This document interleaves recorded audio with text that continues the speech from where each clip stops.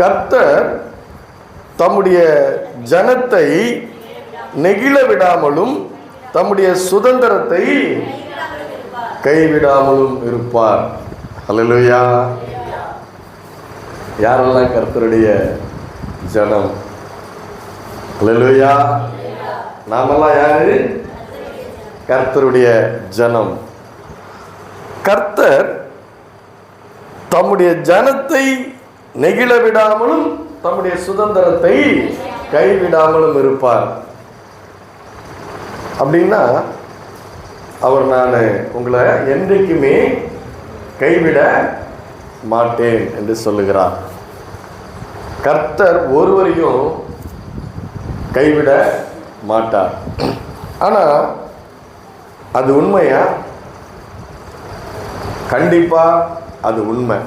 கர்த்தர் ஒருவரையும் கைவிட மாட்டார்.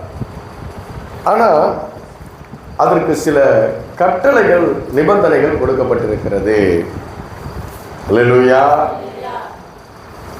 அதற்கு சில நிபந்தனைகள் கொடுக்கப்பட்டிருக்கிறது. அவர்களை கைவிடும் அந்த நிபந்தனைகளை, அந்த கட்டளைகளை கைக்கொள்ளுகிறவர்களை கைவிட மாட்டார். அல்லேலூயா. ஆனால் அவர் கைவிட மாட்டார். கர்த்தர் மிகுந்த அன்புள்ளவர் என்று சொல்லி நாம் நம்முடைய வாழ்க்கையை எப்படி வேணால் வாழ்ந்துக்கலாம் அப்படின்னா ஆண்டவர் நம்ம கூட இருக்க மாட்டார், நம்மளை கைவிட்டு விடுவார். அதுவும் உண்மை. அதுவும் சொல்லப்பட்டு இருக்கிறது. அப்போது பார்ப்போம். இன்னைக்கு பார்க்குறோம். எப்படி பார்க்க போகிறோம்? ஒரு குறிப்பிட்ட நபர்கள், ஒரு 4-5 நபர்களை இன்னைக்கு நம்ம பார்க்க போகிறோம். யாரையெல்லாம் அவர் கைவிடலை, யாரை அவர் கைவிட்டார், அதை நம்ம இன்னைக்கு பார்க்க போகிறோம். பாருங்க, கர்த்தர் நம்ம கைவிடாமல் இருப்பதற்காக தான் அவர் இயேசுவாக இந்த பூமிக்கு வந்தார். அல்லேலூயா. பார்ப்போம். கர்த்தர் கிருபையை காத்து கொள்கிற ஒரு மனிதனையும் அவர் காண்பிக்கிற ஒரு கிருபை, அவர் நமக்கு காண்பிக்கிற கிருபையை நாம காத்து கொள்ளும் பொழுது நம்மை கைவிட மாட்டார். அல்லேலூயா. அந்த கிருபையை வீணடிக்காதபடி அவர் கொடுத்திருக்கிற கிருபையை காத்து கொள்கிற நம்மை கைவிட மாட்டார். அது மாத்திரமல்ல, இந்த எழுதி கொடுத்துக்கப்பட்டிருக்கிற இந்த வேத வசனங்களை நேசிக்கிறவர்கள், யார நேசிக்கிறவர்கள், வாசிக்கிறவர்கள் இல்லை, நேசிக்கிறவர்கள். வாசிச்சு அப்படியே விட்டுறதில்ல, நேசிச்சு இருதயத்திலே காத்து கொள்கிறவர்களையும் அவர் கைவிட மாட்டார். இரண்டாவது, தேவன் மீது ஒரு தாகம், ஒரு வாஞ்சை, ஒரு பசி. பசினா தெரியல உங்களுக்கு? பசி.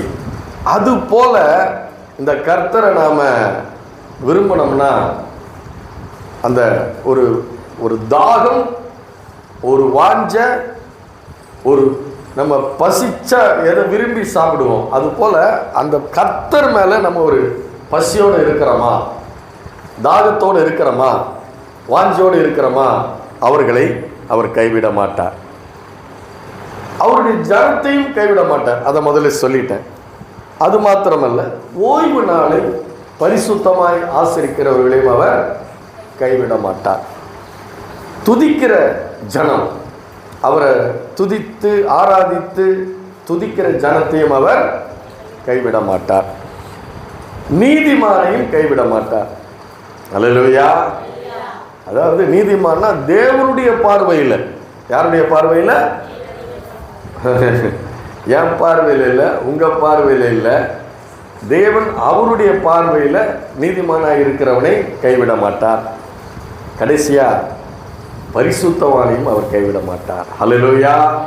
இப்போ இத்தனை பேர் நம்ம இன்னைக்கு பார்க்க போகிறோம். டைம் தான் எவ்வளோ இருக்குன்னு தெரியல, ஆனால் எல்லாத்தையும் பார்த்துருவோம், விட மாட்டேன் நான். ஹல்லேலூயா. நேரம் ஆனாலும் இன்னைக்கு பார்த்து முடிச்சிடுவோம். ஹல்லேலூயா. பாருங்க, ஒரு மனிதன், வேதத்தில் ஒரு மனிதன் எப்படிப்பட்ட ஒரு மனிதனாக இருக்கிறான்? பொருளாசையுடைய ஒரு மனிதனாக இருக்கிறான். அவன் பேரு யாக்கோபு. அல்லேலூயா. அவன் பேரு யாக்கோபு. அவன் எப்படிப்பட்டவனா இருக்கிறான்? வேதத்தில் அவனை பற்றி சொல்லி இருக்கிறது. அவன் எத்தன், பித்தலாட்டக்காரன், சூழ்ச்சி செய்கிறவன். எதற்கு? ஐஸ்வர்யத்திற்காக. என்ன பண்றான்? ஐஸ்வர்யத்திற்காக, ஆசீர்வாதத்திற்காக எத்தனா இருக்கிறான், பித்தலாட்டக்காரனா இருக்கிறான், சூழ்ச்சிக்காரனா இருக்கிறான். பாருங்க, அவன் ரெண்டாவது பையன், மூத்த பையன் தான் ஏசா. அந்த மூத்த பையனுக்கு இஸ்ரவேல் ஜனத்தில் ஒரு சொத்தை 3 பங்கிட்டு 2 பங்கு மூத்தவனுக்கு கொடுப்பாங்க, 1 பங்கு தான் இளையவனுக்கு வரும். இஸ்ரவேல் வம்சத்தில் மூத்த மகனுக்கு எப்பயுமே அதிகமான ஆசீர்வாதம் கொடுக்கப்படும். அதை தெரிந்து கொண்டு என்ன பண்ணுறான் யாக்கோபு? தன்னுடைய சகோதரனுடைய சுதந்திர வீதத்தை அவன் என்ன பண்ணுறான்? அந்த பசி நேரத்தில் அந்த சிகப்பான கூளை கொடுத்து வஞ்சனை பண்ணி அந்த சுதந்திரத்தை அவன் வாங்கிக்கிறான். அல்லேலூயா. அது மாத்திரமல்ல, தகப்பனுடைய ஆசீர்வாதத்தை பெற்றுக்கொள்ள வேண்டும். அல்லேலூயா. தகப்பனுடைய ஆசீர்வாதத்தை பெற்றுக்கொள்ள வேண்டும். ஆனால் என்ன வழக்கம்னா, முதல் மூத்த குமாரனை தான் ஆசீர்வதிப்பாங்க, பிற்பாடு தான் 2வது குமாரனை ஆசீர்வதிப்பாங்க. இவன் தந்திரமா என்ன பண்றான்? இவன் அவனுடைய தாய் ரெபேக்கால் என்ன பண்றா? அவனை வஞ்சனையா தகப்பனுடைய ஆசீர்வாதத்தை பெற்றுக்கொள்ள அனுப்புறான். இவனும் உடன்பட்டு என்ன பண்றான்? தகப்பன்கிட்ட போயிட்டு தன்னுடைய சகோதரனுடைய சரீரத்தில் இருக்கிற ரோமத்தை போல ஆட்டு ரோமத்தை மேலே போர்த்துக்கிட்டு பொய் சொல்லி என்ன பண்ணுறான்? நான் தான் மூத்த குமாரன் வந்திருக்கேன், ஏசா வந்திருக்கேன்னு சொல்லி அந்த ஆசீர்வாதத்தை பெற்றுக்கொள்கிறான். ஆனால் தகப்பனுக்கு ஒரு சந்தேகம் இருக்குது. சத்தம் யாக்கோபுடையது, சரீரம் ஏசாவுடையது.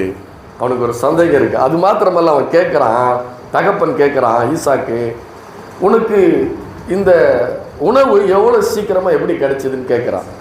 தகப்பன் கேட்குறான். அதுக்கு சொல்கிறான், உம்முடைய ஆண்டவர் அதை வாய்க்க பண்ணினார். அல்லேலூயா. சகோதரனை வஞ்சிக்கிறான், ஆசீர்வாதத்துக்காக தகப்பனை வஞ்சிருக்கிறான், தேவனுடைய நாமத்தை வீணிலே வழங்குகிறான். தேவனை நேரிட பண்ணினார், ரெபேக்காள் நேரிட பண்ணினாள். அப்போது இப்படிப்பட்ட ஒரு எத்தனாய், பித்தலாட்டக்காரனாய், சூழ்ச்சிக்காரனாய் இந்த யாக்கோபு இருக்கிறான்.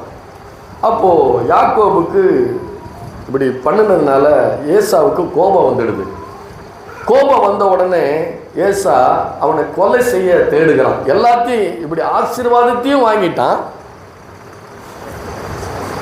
சுதந்திரத்தையும் வாங்கிட்டான். ஆகவே அவனை கொலை செய்ய ஏசா தேடும் பொழுது உயிருக்கு பயந்து அவன் தன்னுடைய மாமன் வீட்டுக்கு போகிறான், தாய் மாமன் வீட்டுக்கு போகிறான். போகிற வழியில் ராத்திரி ஆயிடுது. என்ன ஆயிடுது? ராத்திரி ஆயிடுது. அப்போ 13வது பாருங்க, அது உங்களுக்கு தெரியும்.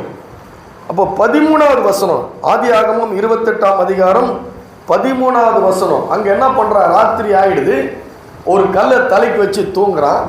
அங்கே கர்த்தர் அவனுக்கு தரிசனமாகிறார். யாருக்கு தரிசனமாகிறாரு? பித்தலாட்டக்காரன், சூழ்ச்சி.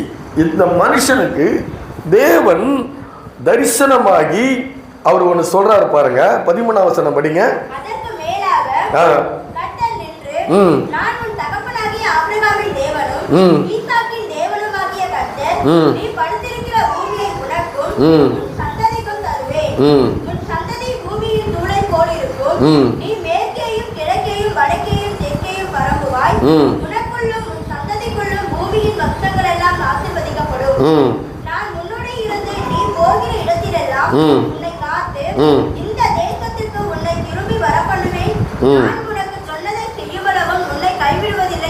அல்லேலூயா. இவனுக்கு கொடுக்கப்பட்ட ஆசீர்வாதம் எப்படிப்பட்ட ஆசீர்வாதம்? உன் சந்ததி பூமியின் தூளை போல இருக்கும், நீ மேற்கையும் கிழக்கையும் வடக்கையும் தெற்கையும் பரம்புவாய், உனக்குள்ளும் உன் சந்ததிக்குள்ளும் பூமியின் வம்சங்கள் எல்லாம். யாருக்கு இந்த ஆசீர்வாதம்? பித்தலாட்டக்காரன், சூழ்ச்சிக்காரன், உயிருக்கு பயந்து தாய்மாமா வீட்டுக்கு ஓடுகிறான். அவனை தேவன் சந்தித்து அவனை ஆசீர்வதித்து எப்படிப்பட்ட ஆசீர்வாதத்தை கொடுக்கிறாரு பாருங்க. அல்லேலூயா. அது மாத்திரமல்ல, இன்னொன்று சொல்றாரு, நான் உன்னோடு கூட இருந்து நீ போகிற இடமெல்லாம் உன்னை காத்து இந்த தேசத்துக்கு திரும்பி வரும் வரை நான் உனக்கு சொன்னது செய்யும் அளவு உன்னை. அல்லேலூயா. தம்முடைய ஜனத்தை அவர் கைவிடுவதில்லை. அப்போ அவனுக்கு காண்பிக்கிறது, இப்படிப்பட்ட ஒரு மனிதனுக்கு தேவன் காண்பிக்கிறது என்னது? இது என்னது? இது இப்படிப்பட்ட ஆசீர்வாதம் என்னது? இது கிருபை. அல்லேலூயா. கிருபைக்கு அர்த்தம் தெரியுமா உங்களுக்கு? தகுதி இல்லாதவர்களுக்கு தேவன் காண்பிக்கிறது தான் கிருபை. அல்லேலூயா. கிருபைன்னா வேலை செஞ்சா கூலி இல்லையா? வேலை செஞ்சா கூலி. இது எதுவுமே இவன் நன்மை எதுவும் பண்ணல. இவன் தேவனை தேடலை, தகப்பனுடைய தேவனை தேடலை, தாத்தாவுடைய தேவனை தேடலை, அந்த தேவனை அவன் நேசிக்கலை, ஆசீர்வாதத்தை நேசிக்கிறான், தேவனை நேசிக்கலை. ஆனால் அப்படிப்பட்ட ஒரு மனிதனுக்கு தேவன் தரிசனமாகி காண்பிக்கிறதுக்கு பேர் தரிசனமாகி வாக்கு கொடுக்கிறான். என்ன கொடுக்கிறாரு?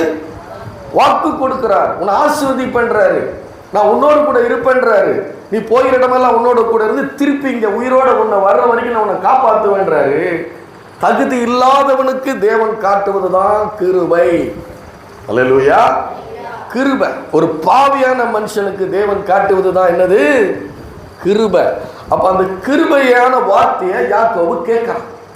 கேட்டுட்டு அப்படிப்பட்ட எத்தனாயிருந்து பித்தலாட்டக்காரனாயிருந்து சூழ்ச்சிக்காரனாயிருந்து தேவனை சந்தித்த இந்த யாக்கோபு, இதற்கு பிற்பாடு நீங்க படிச்சு பார்த்தீங்கன்னா அவன் தேவனை விசுவாசிக்கிறவனாய் அவன் மாறி போனான். அல்லேலூயா. அவன் என்ன மாறி போனா? எப்படி மாறி போனா? அவரை நேசிக்கிறவனாக, அவரை விசுவாசிக்கிறவனாக, அவரை தேடுகிறவனாக அவன் மாறி போனான். இதற்கு பிற்பாடு நீங்க படிச்சு பார்த்தீங்கன்னா அவன் வாழ்க்கையிலே அவன் தேவனுக்கு பயந்து வாழ்ந்த ஒரு மனிதனாய் அவன் இருந்தான். அல்லேலூயா. அப்ப தேவன் அவனுக்கு ஒரு கிருபையை அவனுக்கு என்ன பண்றாரு? காட்டுகிறான். அந்த கிருபையை அவன் என்ன பண்றான்? அந்த கிருபையை அவன் காத்துக் கொள்கிறான். அல்லேலூயா. அப்போ தகுதி இல்லாத எனக்கு தேவன் தரிசனமாகி எனக்கு இப்படிப்பட்ட ஆசீர்வாதத்தை கொடுத்திருக்கிறாரு. ஆகவே நான் தேவனுக்கு பயந்து வாழ வேண்டும் என்று சொல்லி நீங்க பிற்பாடு வாசித்து பார்த்தீங்கன்னா எல்லா இடத்துலையும் அவன் அவன் பயபக்தியா தான் அவன் வாழ்ந்திருந்தான். ஹல்லேலூயா. அப்ப இவன் என்ன பண்றான்? கிருபையை காத்து கொள்ளுகிறான். பாருங்க, உங்களுக்கு ஒரு நல்ல உதாரணம் சொல்றேன். லூக்கா எழுதின சுவிசேஷத்துல 5ஆம் அதிகாரம் 4ஆம் வசனத்திலிருந்து 9ஆம் வசனம் வரைக்கும் நீங்க படிச்சு பார்த்தீங்கன்னா தேவன் இயேசு என்ன பண்றாரு? பேதுருகிட்ட போய் படகு கேட்கிறாரு. பிரசங்கம் பண்றதுக்கு என்ன கேட்கிறாரு? படகு கேட்கிறாரு. அந்த படகு அவன் பேதுருகிட்ட அந்த படகை வாங்குறாரு. அதுக்கு முன்னாடி பேதுரு ராத்திரி எல்லாம் மீன் பிடிக்கிறாரு. மீன் பிடிச்சிட்டு பார்த்தீங்கன்னா ஒரு மீன் கூட கிடைக்கல அவருக்கு அன்னைக்கு ராத்திரி. அல்லேலூயா. அது உங்களுக்கு தெரியல, படிச்சு பார்த்தீங்கன்னா தெரியும். அவர் ராவெல்லாம் மீன் பிடிக்கிறாரு, மீன் ஒன்றும் கிடைக்கல. ஆகவே வலையெல்லாம் என்ன பண்றாரு? போட்டில் வச்சுட்டு என்ன பண்றாரு? கரைக்கு வந்துடுறாரு. கரைக்கு வந்து ஆண்டவர் அவரை சந்திக்கிறார். பேதுருவை சந்திச்சு, அப்பா உன் போட்டு கொஞ்சம் கொடு, அந்த போட்டில் நின்று நான் பிரசங்கம் பண்ணணும் அப்படின்னு சொல்லி கேட்குறாரு. அப்போ கேட்கும்போது போட்டை கொடுக்குறாரு. இயேசு அந்த படகின் மீது நின்று பிரசங்கம் பண்ணி முடித்து விட்டு அவர் சொல்றாரு, ஆழத்திலே வலையை போடுங்கள். அப்போ அவர் சொல்றாரு, நான் ராத்திரியெல்லாம் நான் மீன் பிடிச்சேன், எனக்கு ஒன்றும் கிடைக்கல, வெறும் கையை நான் வந்திருக்கிறேன். மீன் பிடிக்கிறவங்க மீன் பிடிக்கிற அனுபவம் இருக்குது. என்ன இருக்குது? மீன் பிடிக்கிற அனுபவம் இருக்குது. ஆனால் அவனுக்கு அன்னைக்கு மீன் கிடைக்கல. ஆனால் அவன் சொல்றான், உம்முடைய வார்த்தையின்படியே நான் வலையை போடுகிறேன். ஆனா ஆண்டவர் சொல்றாரு, வலைகளை போடுங்கள். என்ன சொல்றாரு? வலைகளை போடுங்கள்ன்றாரு. ஆனா இவரு வலையை மட்டும்தான் போடுறாரு, ஒரு வலையை தான் போடுறாரு. போட்டா பகல், இது ராத்திரி இல்லை, பகல். பகல்ல வலையில மீன் மாட்டாது, வலிக்கு போயிடும். ஆனா அந்த வலை கிளியத்தக்க, படகு நிரம்பத்தக்க நிறைய மீன்களை பிடிக்கிறான். 2 படகுகள் நிரம்புது. அல்லேலூயா. அதற்கு அவன் என்ன சொல்றான் பாருங்க, ஆண்டவரே நான் பாவியான மனிதன், என்னை விட்டு நீ போக வேண்டும். அவனுக்கு தெரிஞ்சு போச்சு. அல்லேலூயா. நான் பாவி, இவரு பரிசுத்தமான தேவன். அப்ப இவர் எனக்கும் அவருக்கும் தகுதி இல்லை, ஆகவே என்னை விட்டு நீர் போய்விடும். அப்போ ஆண்டவர் அவனுக்கு தெரியுது நான் யாருன்னு என்ன தெரியுது, இந்த ஆசீர்வாதத்துக்கு நான் தகுதியற்றவன் என்பதை பேதுரு உணர்ந்து கொள்கிறான். அப்படிதான் யாக்கோபு இந்த ஆண்டவருடைய ஆசீர்வாதத்துக்கு நான் தகுதியற்றவனா இருக்கிறேன், ஆனா ஆண்டவர்களுக்கு இப்படிப்பட்ட ஒரு ஆசீர்வாதத்தை கொடுத்திருக்கிறாரு. இந்த ஆண்டவருக்கு நான் பயந்து வாழ போறேன், கீழ்ப்படிந்து வாழ போறேன். இனிமே என்னுடைய வாழ்க்கையிலே பித்தலாட்டம் இல்லை, சூழ்ச்சி இல்லை, யாரையும் ஏமாற்ற மாட்டேன், யாரையும் வஞ்சிக்க மாட்டேன் அப்படின்னு ஒரு தீர்மானம் எடுத்து யாக்கோபு பரிசுத்தமாய் வாழ்ந்தான். அல்லேலூயா. நாமும் இந்த யாக்கோபை போல உலக ஆசீர்வாதங்களுக்காக பல காரியங்களை நம்ம செய்யலாம், நம்முடைய வாழ்க்கைக்காக நம்ம பல காரியங்களை செய்யலாம். ஆனால் தேவன் நம்மை கிருபையை தெரிந்து கொண்டு இந்த சபையில வைத்திருக்கிறார். ஆகவே நாமும் அந்த கிருபையை காத்துக்கொள்ள வேண்டியவர்களாக இருக்க வேண்டும். அல்லேலூயா. அப்ப தேவன் காண்பித்திருக்கிற இந்த கிருபை எவ்வளவு பெரிய கிருபை பாருங்க. இந்த யாக்கோவுக்கு கொடுக்கிற ஆசீர்வாதம் தான் நமக்கு கொடுத்திருக்கிறாரு. நம்முடைய தேவன் யாரு? ஆபிரகாமின் தேவனும் ஈசாக்கின் தேவனும் யாக்கோபினுடைய தேவனுமாய் இருக்கிறார். அல்லேலூயா. அப்ப தேவன் நமக்கு ஒரு கிருபையை காண்பித்திருக்கிறார், அவருடைய பிள்ளையாக மாற்றி இருக்கிறார், அவருடைய ஜனமாக மாற்றி இருக்கிறார், நம்மை கைவிட மாட்டேன் என்று சொல்லி இருக்கிறார். ஆகவே இந்த தேவனுக்காக இந்த பூமியிலே நாம் அவருடைய மகிமைக்காக பரிசுத்தமாய் வாழ வேண்டும். அவர் காண்பித்திருக்கிற கிருபையை காத்துக்கொள்ள வேண்டும். அல்லேலூயா. அப்ப அப்படி கிருபையை காத்துக்கொள்ளும் பொழுது நாம அவர் காண்பித்த கிருபையை காத்துக்கொள்ளும் பொழுது அவர் வாக்கு மாற மாட்டார். அல்லேலூயா. அவர் சொல்றாரு, நான் உன்னை கைவிட மாட்டேன். அல்லேலூயா. வேதம் சொல்லுகிறது, தேவன் பொய் சொல்ல மனுஷர் அல்ல, மனம் மாற மனுபுத்திரன் அல்ல, சொல்லி செய்யாதிருப்பாரோ வசனித்தும் நிறைவேற்றாதிருப்பாரோ. அல்லேலூயா. அவர் ஒருவரையும் அவர் கைவிட மாட்டார். அவர் காண்பித்திருக்கிற கிருபையை நாம அந்த கிருபையை காத்து கொள்ளும் பொழுது, அந்த கிருபையிலே வாழ ஆரம்பிக்கும் பொழுது நம்ம அவர் என்ன பண்ண மாட்டாரு, கைவிட மாட்டார். அல்லேலூயா. ஆனா ஒரு மனிதன், முதல்ல ஒருத்தர் எனக்கு சொல்லி கொடுத்தாரு, முதல்ல ஒரு காரியத்தை சொல்லிடுங்க, கடைசியில சொல்லாதீங்க, கைவிடப்பட்ட ஒரு மனிதனை சொல்லிடுங்க அப்படின்னு அவர் சொல்லி கொடுத்தார். ஒருத்தர், ஒரு மனிதன் கைவிடப்பட்ட ஒரு மனிதனாக இருந்தான். அல்லேலூயா. அவன் யாருன்னு பார்த்தீங்கன்னா சவுல் ராஜா. யாரு? சவுல் ராஜா. அந்த சவுல் கழுதையை தேடி போகிறான், தகப்பனுடைய கழுதையை தேடி போகிறான். ஆனா தேவன் சாமுவேல் தீர்க்கதரிசி மூலமாய் அந்த சவுலை சந்தித்து அவன் ராஜாவாக அவனை மாற்றினார். அல்லேலூயா. அவனை எப்படி மாற்றினாரு? அது எதனால நடந்தது? கிருபை. தேவன் ஒரு மனிதனை கிருபையாய் தெரிந்து கொண்டு அவனை ராஜாவாக அவனை மாற்றினார். 1 சாமுவேல் எடுத்து பார்த்தீங்கன்னா, 1 சாமுவேல் எடுத்து பார்த்தீங்கன்னா, கர்த்தர் சவுலுக்கு சில கட்டளைகளை அவர் கொடுக்கிறார். அல்லேலூயா. சில கட்டளைகளை கொடுக்கிறார். என்ன கொடுக்கிறாரு? அமலேக்கியரை நீ என்ன பண்ணணும், அமலேக்கியரை சங்காரம் பண்ண வேண்டும் என்று சொல்லுகிறார். அதற்கு ஒரு காரணம் இருக்குது. ஆனா சவுல் என்ன பண்ணுகிறான், சங்காரம் அவனை மாத்திரமல்ல, ஆடு மாடுகள் எல்லாவற்றையும் சங்காரம் பண்ணணும், அந்த தேசத்தையே நீ அழிக்கணும்ன்றாரு. ஆனா சவுல் என்ன பண்றான், அந்த கொள்ளை பொருள்கள், அந்த கொள்ளை பொருள்களை என்ன பண்றான், முதல் தரமான ஆடு மாடுகளை என்ன பண்றான், தனக்கென எடுத்து வைத்துக் கொள்கிறான். அது ஆண்டவருக்கு தெரிந்து போய் விடுகிறது. தெரிந்து போய் சாமுவேல் தீர்க்கதரிசி மூலமாக அவனை கண்டிக்கிறான். சவுல் ராஜாவை கண்டிக்கிறாரு. 1 சாமுவேல் 15ஆம் அதிகாரம் 22வது வசனத்துல சொல்றாரு, அதற்கு சாமுவேல், கர்த்தருடைய சத்தத்துக்கு கீழ்ப்படுகிறதை பார்க்கிலும் சர்வாங்க தகனங்களும் பலிகளும் கர்த்தருக்கு பிரியமாயிருக்குமோ, பலியை பார்க்கலும் கீழ்ப்படிதலும் ஆட்டுக்கடாக்களின் இனத்தை பார்க்கலும் செவி கொடுத்தலும் உத்தமம். அல்லேலூயா. அவன் என்ன சொல்றான்? கீழ்ப்படுகிறேன்னு சொல்லிட்டு கீழ்ப்படியில, செய்யறன்னு சொல்லிட்டு செய்யல. அது ரெண்டகம் பண்ணுதல் வெள்ளி சூன்ய பாவத்திற்கும் முரட்டாட்டம் பண்ணுதல் அவபக்திக்கும் விக்கிரகாராதனைக்கும் சரியாயிருக்கிறது. அல்லேலூயா. அடுத்த வசனம் சொல்லுது, நீ கர்த்தருடைய வார்த்தையை புறக்கணித்தபடியினால் கர்த்தர் உன்னை ராஜாவாயிராதபடிக்கு உன்னை என்ன பண்றாரு? புறக்கணிக்கிறார். அல்லேலூயா. அப்போ கர்த்தருடைய வார்த்தையை தேவன் காண்பித்திருக்கிற கிருபையை காத்து கொள்ளாதபடி கர்த்தருடைய வார்த்தையை புறக்கணிக்கிற அந்த மனிதனை கர்த்தர் புறக்கணிக்கிறார். அல்லேலூயா.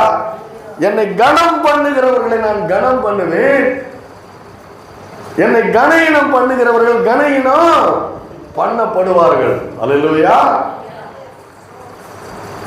என்னை கனம் பண்ணுகிறவர்களை நான் கனம் பண்ணுவேன், என்னை கனயினம் பண்ணுகிறவர்கள் கனயினம் பண்ணப்படுவார்கள், கைவிடப்படுவார்கள் என்று சொல்லுகிறான். அல்லேலூயா. அந்த வார்த்தையை சவுல் ராஜாவே சொல்லுகிறான். 1 சாமுவேல் கடைசியில பார்த்தீங்கன்னா, தேவனும் என்னை கைவிட்டார். அல்லேலூயா. அவன் என்ன சொல்றான்? அதில் போய் படிச்சு பார்த்தீங்கன்னா ஒரு இடத்துல சொல்றான், கர்த்தரும் என்னை கைவிட்டார். அல்லேலூயா.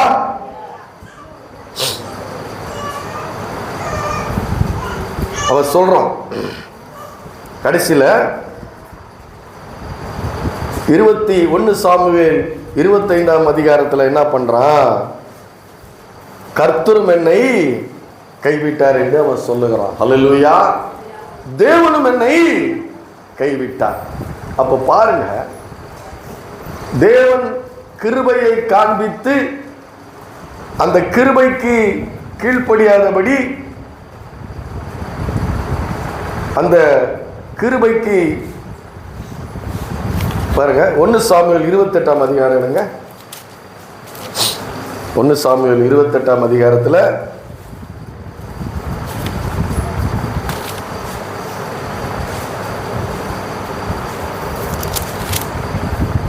15வது வசனம் படிங்க. 1 சாமுவேல் 25:18. சாமுவேல் சவுலை நோக்கி,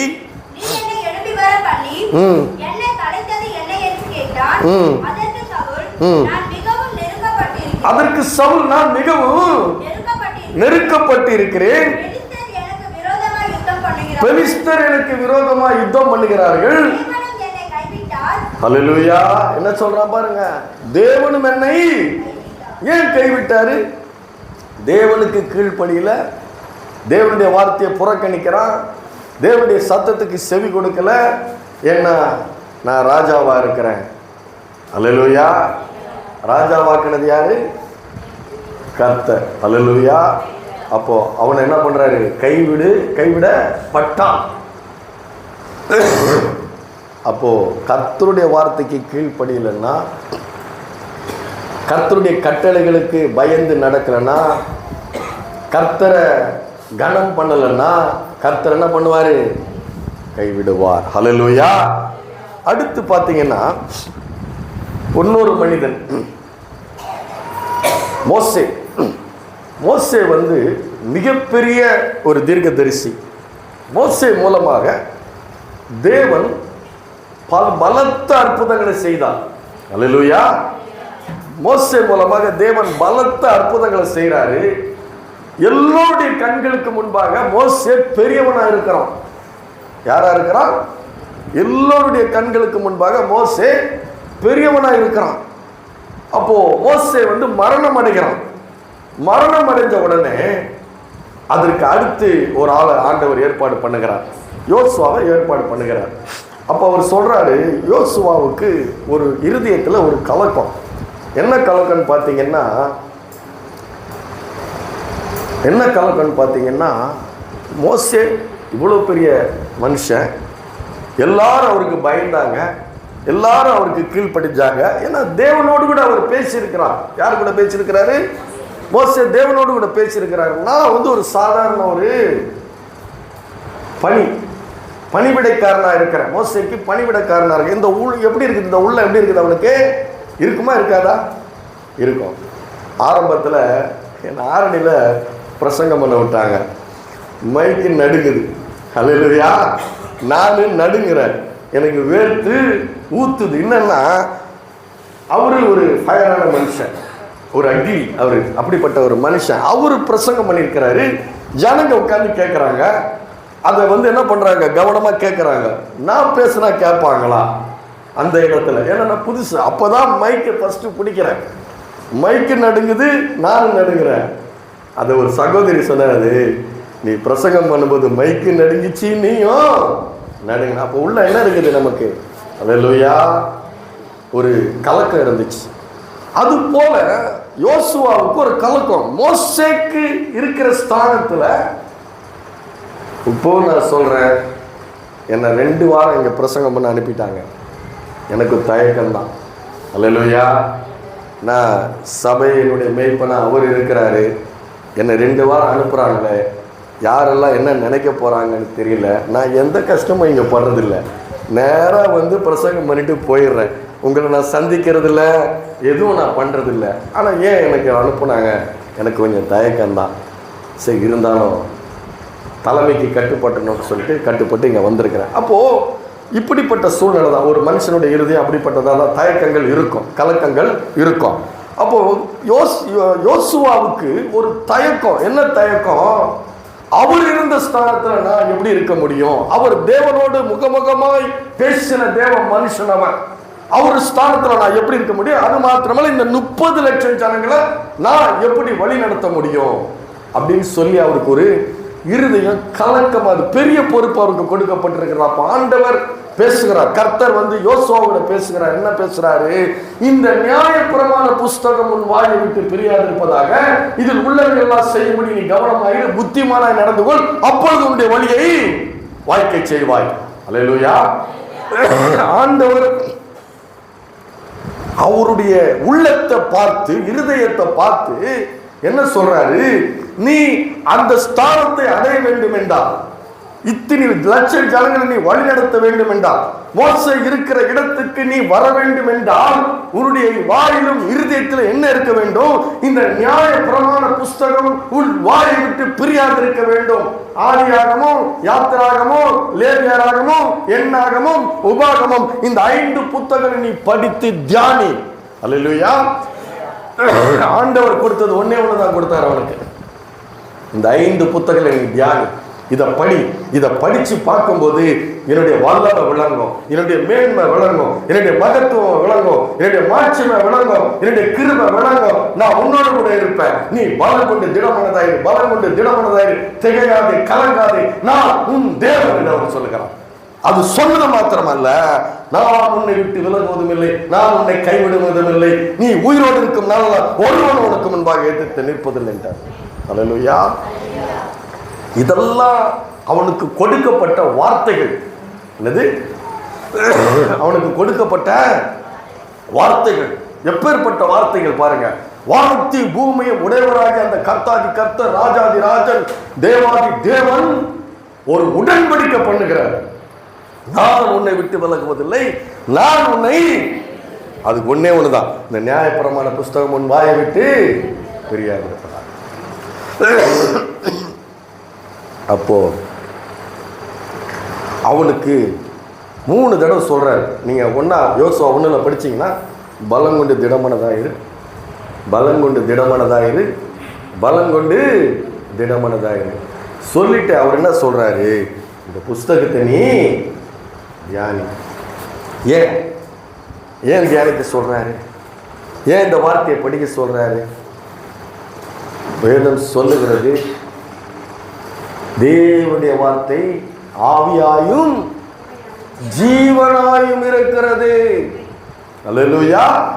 வேதம் என்ன சொல்லுகிறது? தேவனுடைய வார்த்தை ஆவியாயும் ஜீவனாயும் இருக்கிறது. நீ பயந்தவனா இருக்கிறியா? சஞ்சலப்படுகிறவனா இருக்கிறாயா? துக்கத்தில் இருக்கிறியா? வேதனையில் இருக்கிறியா? வியாதியில் இருக்கிறியா? ஒரு கலக்கமுடையவனா நீ இருக்கிறியா? அவைகளெல்லாம் உன்னுடைய வாழ்க்கையிலிருந்து நீங்கி போக வேண்டும் என்றால் இந்த வார்த்தைகளை நீ உன்னுடைய இருதயத்தில் நீ தியானிக்க ஆரம்பித்தால், ஆவியாயும் ஜீவனமாயும் இருக்கிற இந்த வார்த்தைகள் உனக்கு ஜீவனை கொடுத்து உன்னை உன்னுடைய வாழ்க்கையிலிருந்து பயம், வேதனை, சஞ்சலம், தவிப்பு, திகில் இவைகளில் இருந்தெல்லாம் விடுதலையை கொடுக்கக்கூடிய வார்த்தைகள் இதில் எழுதப்பட்டிருக்கிறது. அல்லேலூயா. என்ன எழுதப்பட்டிருக்கிறது?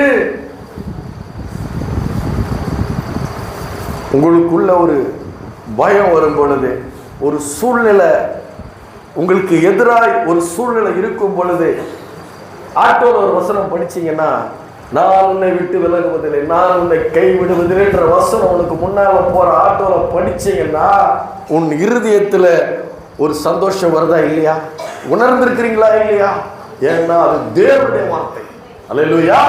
அது யாருடைய வார்த்தை? அது தேவனுடைய வார்த்தை. அந்த தேவனுடைய வார்த்தை உனக்கு என்ன பண்ணுது? ஒரு ஜீவனை கொடுத்து உன்னை பலப்படுத்துகிறது. அதனாலதான் சொல்றாரு பவுல் சொல்றாரு, என்னை பலப்படுத்துகிற கிறிஸ்துவினால எல்லாவற்றையும் செய்ய எனக்கு பலன் உண்டு.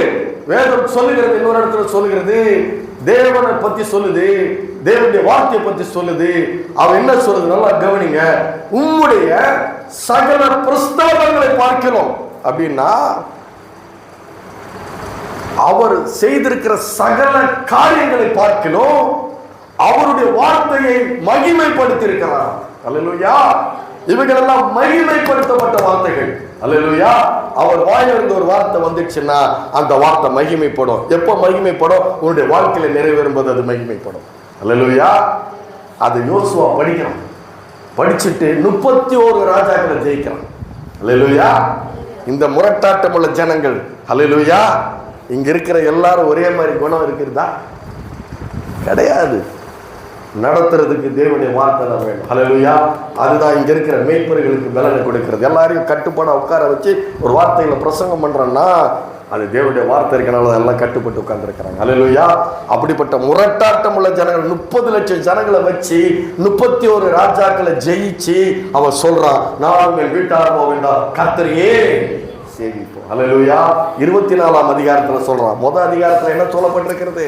நான் உன்னை விட்டு விலகுவதில்லை, உன்னை கைவிடுவதில்லை. அல்லேலூயா. அப்ப அவன் எப்படி ஜெயம் எடுத்தான்?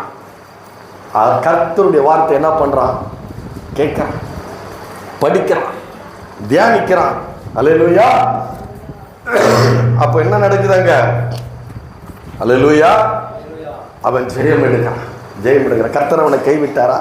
ஒரு பணிவிடைக்காக 31 ராஜாக்களை ஜெயிச்சு எல்லோருடைய கண்களுக்கு முன்பாக மேன்மையாகப்பட்டான். அல்லேலூயா. அதுக்கு காரணம் என்ன? தேவனுடைய வார்த்தையை வாஞ்சிக்கிறான். தேவனுடைய வார்த்தை என்ன பண்றான்? விசுவாசிக்கிறான். அடுத்து பார்த்தீங்கன்னா இன்னொரு மனுஷனை பார்க்கலாம். வாஞ்சை, தேவன் மீது ஒரு தீராத ஒரு வாஞ்சை, தேவன் மீது ஒரு தீராத ஒரு பசி, தேவன் மீது ஒரு தீராத ஒரு தாகம். அவன் சொல்றான் ஒரு இடத்துல, மானானது நீரோடைகளை வாஞ்சித்து கதறுது போல நாத்தமா ஜீவனுள்ள தேவனை வாஞ்சித்து கதறுகிறது. அல்லேலூயா. என்ன சொல்ற? என்ன என்ன அதனுடைய இது என்ன? தேவனோடு கூட என்னுடைய தேவனோடு கூட நான் இருக்கணும். அல்லேலூயா. தேவனை விட்டு நான் பிரிய முடியாது. தேவனோடு கூட நான் என்ன பண்ணணும்? நான் இருக்கணும். தேவனுடைய சமூகம், தேவனுடைய பிரசன்னம் என் கூட எப்பவுமே இருக்கணும். அது அப்படிப்பட்ட ஒரு தாகம் உள்ளவனா இருக்கான், அப்படிப்பட்ட ஒரு வாஞ்ச உள்ளவனா இருக்கிறான். அவன் என்ன சொல்றான் பாத்தீங்கன்னா, நீங்க அந்த சங்கீதத்துல நீங்க படிச்சு பாத்தீங்கன்னா, என் கர்த்தர், அல்லேலூயா, என்ன சொல்றான்? என் கர்த்தர் சொல்லியிருக்கீங்களா? அல்லேலூயா. என் புள்ளன்றீங்க, என் மனைவின்றீங்க, என் கணவன்றீங்க, எங்க அம்மான்றீங்க, ஆனா என் கர்த்தர், அல்லேலூயா, என் கர்த்தர், என் தேவன், அல்லேலூயா. அவர் சொல்றாரு, கர்த்தரின் மேய்ப்பராய் இருக்கிறார்னா,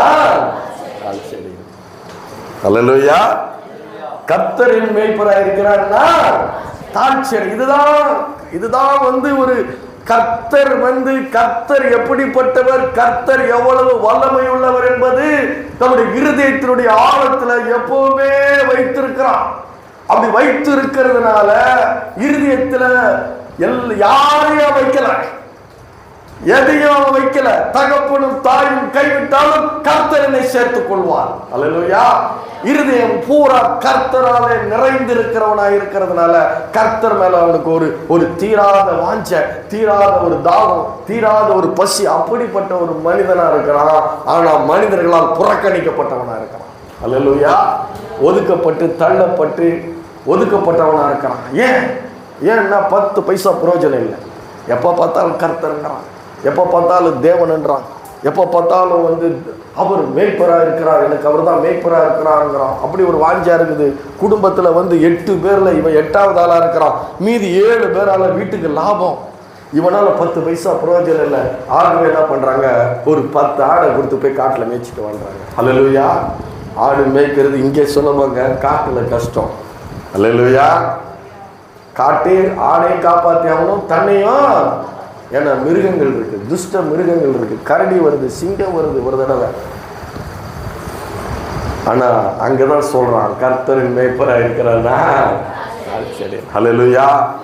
அவனை குறித்து வேதம் சொல்லுகிறது. எப்படி சொல்லுகிறது பின்னாடி பார்த்தீங்கன்னா, ஆண்டவர் சொல்றாரு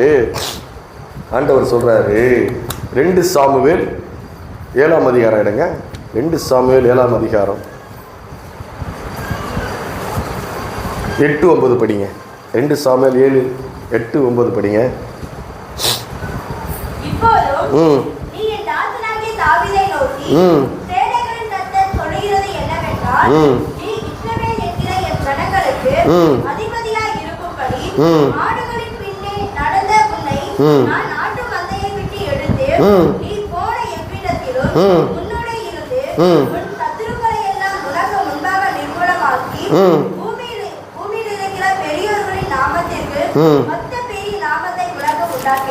அல்லேலூயா. என்ன சொல்றாரு பாருங்க, ஒரு வார்த்தை சொல்றாரு பாருங்க. ஆடுகளின் பின்னே நடந்த உன்னை நான் ஆட்டு மந்தையை விட்டு எடுத்து. அல்லேலூயா. எப்படி பாருங்க. அப்ப என்ன பண்ணிட்டு இருந்தா இவன்? ஆடு மேய்ச்சிக்கிட்டு இருந்தான். அல்லேலூயா. ஆடு மேய்ச்சிக்கிட்டு இருந்த ஒருத்தனை எடுத்து, ஆட்டு மந்தையை விட்டு எடுத்து, நீ போன எவ்விடத்துல உன்னோடு இருந்து உன் சத்துருக்களையெல்லாம் உனக்கு முன்பாக நிர்மூலமாக்கி பூமியில் இருக்கிற பெரியோர்களுக்கு ஒத்த நாமத்தை நான் கொடுத்தேன். எதனால கிடைச்சது? சிம்பிள். எல்லாம் உலகம் எதிர்பார்த்துக்கிட்டு இருக்குது. என்ன எதிர்பார்த்துட்டு இருக்கு? அல்லேலூயா. உலகம் எல்லாம் எதிர்பார்க்குது. என்ன எதிர்பார்க்குது? நான் மேலே வரணும், அந்தஸ்து இருக்கணும், அதிகாரம் இருக்கணும், ஐஸ்வர்யம் இருக்கணும், ஆஸ்தி இருக்கணும். எல்லாம் எதிர்பார்க்குறீங்க இல்லையா? உண்டா இல்லையா? அல்லேலூயா. அந்த உயர்வை கொடுத்தது எது கொடுத்தது? அந்த உயர்வை கொடுத்தது எது கொடுத்தது?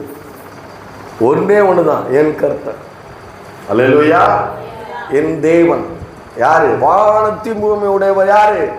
என் கர்த்தர், என் தேவன். பசி, அந்த கர்த்தர் மேல ஒரு பசி, அந்த கர்த்தர் மேல ஒரு தாகம், அந்த கர்த்தர் மேல ஒரு வாஞ்ச. உயர்வுக்கான வழி என்ன வழி? உலகம் போட்டு யாரையோ ஏமாத்தி, யாரையோ கவுத்து, யாரையோ கீழே தள்ளி மேலே வர்றதுக்கு பல காரியங்கள் உலகம் செய்து கொண்டிருக்கிறது. ஆனால் நான் கண்டுபிடிச்சேன் உயர்வுக்கு ஒரே வழி, அவர் என் கர்த்தர். அல்லேலூயா. அவர் என் மீட்பர். அல்லேலூயா. அவர் என்னுடைய மேய்ப்பர். நான் ஒன்று பண்ணுவேன், என் ரட்சிப்பின் பாத்திரத்தை கொண்டு வந்து அவருடைய நாமத்தை நான் தொழுது கொள்ளுவேன். அல்லேலூயா. அவருடைய என் ரட்சிப்பின் பாத்திரம், இந்த பாத்திரத்தை கொண்டு வந்து அவருடைய சபையில அவருடைய நாமத்தை நான் தொழுது கொள்ளுவேன். அல்லேலூயா. மேன்மைக்கு வழி, உயர்வுக்கு வழி, ஆசீர்வாதத்துக்கு வழி, வெற்றிக்கு வழி, வாழ்வுக்கு வழி என்ன? ரொம்ப சிம்பிளுங்க. கிறிஸ்துவத்துல ரொம்ப எளிமை. உயர்வுக்கு வழி, வாழ்வுக்கு வழி, அந்தஸ்துக்கு வழி உலகம் தேடிக்கிட்டு இருக்குது, நீங்க தேடிக்கிட்டு இருக்கிறீங்க. ஆனா நான் சொல்றேன், உங்க உயர்வுக்கு வழி இவரை அண்டிக் கொள்வது, இவரை ஆராதிப்பது, இவரை துதிப்பது, இவரை நேசிப்பது. இவரே தெய்வமாய் கொண்டிருக்கிற ஜனங்கள் பாக்கியவான்கள். அல்லேலூயா. அவர் தான் சொல்றாரு, நீ போகிற இடமெல்லாம் உன்னோடு கூட இருந்து உன் சத்துருக்களை உனக்கு முன்பாக நிர்மூலமாக்கி பெரியவர்களுக்கு ஒத்த நாமத்தை கொடுத்தேன். என்ன கஷ்டப்பட்டான், என்னங்க கஷ்டப்பட்டான்? உயர்வுக்கு ஒண்ணுமே கஷ்டப்படல என் கர்த்தர். அல்லேலூயா. மாறானது நீரோடைகளை வாஞ்சித்து கதறது போல என் ஆத்துமா ஜீவனுள்ள தேவனை வாஞ்சித்து கதறுகிறான். ராஜா வாங்கிட்டாரு. ராஜா வாங்கின அப்புறம் சொல்றான், ஒரு இடத்துல சொல்றான், நான் கேதுருமான வீட்டில வாசமா இருக்கிறேன், என் தேவன் திரைச்சீலைகளின் பின்னாடி இருக்கிறாரு. இப்படிப்பட்ட ஸ்கிரீன் தான் தேவனுடைய ஆலயம். இப்படிப்பட்ட கட்டடம் கிடையாது, ஃபேன் கிடையாது, லைட்டு கிடையாது, மைக்கு கிடையாது, ஒண்ணும் கிடையாது. திரைச்சீலைகள் இருக்கிறார். நான் கேதுரு மர வீட்டுல இருக்கிற ஆடு மேய்ச்சிட்டு இருந்தேன். நானு இன்னைக்கு கேதுரு மர வீட்டுல ராஜாவா அதிகாரத்தோட உட்கார்ந்து இருக்கிறேன். என் தேவன் திரைச்சீலைகளை பின்னாடி இருக்கிறார். அந்த திரைச்சீலைகள் பின்னாடி இருக்கிறவருக்கு நான் ஆலயம் கட்டணும்ன்றாரு. ஆலயம் கட்டணும் சொல்லும் பொழுது ஆண்டவர் சொல்றாரு, நீ என் நாமத்துக்கு நீ ஆலயத்தை கட்ட வேண்டாம், உன் குமாரனாகிய சாலமோன் கட்டுவான் அப்படின்றார். அல்லேலூயா. உன்னுடைய குமாரனாகிய சாலமோன் கட்டுவான். அல்லேலூயா. ஒரு இடத்துல சொல்றாரு, கரவலாடுகள் பின்னாடி திரிந்த உன்னை எடுத்து நான் ராஜாவா மாத்தினேன். சங்கீதம் 78 சொல்றாரு. சங்கீதம் 78, 71 படிங்க.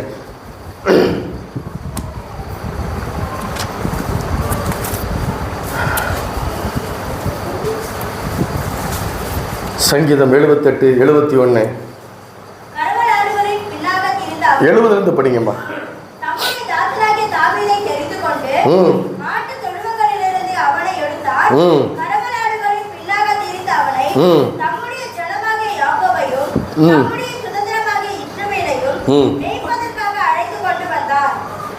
பாருங்க என்ன சொல்றாரு, ஆட்டு தொழுவங்களில் இருந்து அவனை எடுத்து, எப்படி எங்க இருந்து எடுத்தாரா, அவனை எங்க கண்டுபிடிச்சாரா? என் தாசனாகிய தாவீதை ஆட்டு தொழுவங்களில் இருந்து அவனை எடுத்தார், கரவலாடுகளின் பின்னாடி திரிந்த அவனை. இந்த வார்த்தையை நீங்க யோசித்து பார்த்திருக்கிறீங்களா? யோசித்து பார்த்திருக்கீங்களா? எனக்காவது காட்டுல ஆடு மேய்க்க போனா ஒரு நாள்ல வர முடியாது, 2 நாள்ல வர முடியாது, மாச கணக்கு வரும். அல்லேலூயா. பசிக்கு என்ன பண்றான்? கரவலாடுகள் பின்னாடி. அல்லேலூயா. கரவலாடுகள்னா பால் கறக்கிற ஆடுகள் பின்னாடி திரிஞ்சுக்கிறான் வயிற்று கழுவுறதுக்கு. அல்லேலூயா. அப்படிப்பட்டவனை எடுத்து அவனை ராஜாவாய் மாற்றினார். அல்லேலூயா. உயர்ந்த ஒரு ஸ்தானத்தை கொடுத்தார். எதனால வந்தது? வாஞ்ச. அவர் மேல, கர்த்தர் மேல ஒரு வாஞ்ச, கர்த்தர் மேல ஒரு பசி, கர்த்தர் மேல ஒரு தாகம். ஒரு இடத்துல சொல்றான், ஆகாமிய கூடாரங்களில் இருப்பதை காட்டிலும் அவருடைய ஆலயத்தில் வாசல் படியில் காத்திருப்பதை நான் நாடுவேன். அல்லேலூயா. 1000 நாளை பார்க்கலும் அவருடைய பிரகாரங்களில் செல்லும் ஒரு நாள் நல்லது. அல்லேலூயா. உலகத்தில் 1000 நாள் கூத்தடிக்கிறது, அந்த 1000 நாளுடைய சந்தோஷத்தை பார்க்கலாம். அவருடைய ஆலய பிரகாரங்களில் வாசமா இருப்பதை நான் வாஞ்சிக்கிறேன். எத்தனை பேர் சந்தோஷமா வந்திருக்கிறீங்க? அல்லேலூயா. எத்தனை பேர் விடுதலையாய், சந்தோஷமாய், சமாதானமாய் கூடி ஆராதிக்க ஒரு மனதோட வந்திருக்கிறீங்க? அல்லேலூயா. இவர் திட்டுவார் வந்திருக்கிறீங்களா? அப்படி வந்தீங்கன்னா ஒண்ணும் கிடைக்கும். அல்லேலூயா. அப்படிப்பட்ட அவனை கைவிடவே இல்லை. போகிற எவ்விடத்திலும் அவனோடு கூட இருந்து அவனுடைய சத்துருக்கள் எல்லாம் நிர்மூலமாக்கி பெரியவர்களுக்கு ஒருத்த ஒரு நாமத்தை அவனுக்கு கொடுத்தான். அவனை விட்டாரா? கைவிட்டாரா? விடல. நான் சொல்றேன், இப்போ சொல்றேன், இந்த கர்த்தராகிய இயேசு கிறிஸ்துவை உன்னுடைய இருதயத்தில் விசுவாசித்து நாவிலே அறிக்கையிட்டால் நீ ரட்சிக்கப்படுவாய். ரட்சிக்கப்பட்டன்னா உன்னை கைவிட மாட்டேன். அல்லேலூயா. ரட்சிக்கப்பட்டனா உன்னை என்ன பண்ண மாட்டேன்? கைவிடும். ரட்சிக்கப்பட்ட நீங்கள், நான் சொல்றேன், ரட்சிக்கப்பட்ட நீங்கள் ஒருவரும் கைவிடப்படுவதில்லை. அல்லேலூயா. ஆனா அவன் சொல்றான் ஒரு இடத்துல சொல்றான் பாருங்க,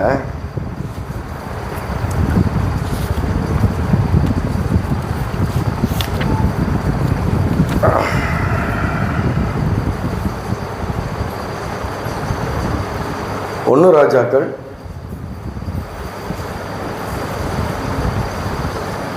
1 நாளாகமம் எடுங்கம்மா. 1 நாளாகமம் 28வது அதிகாரம் 20வது வசனம்.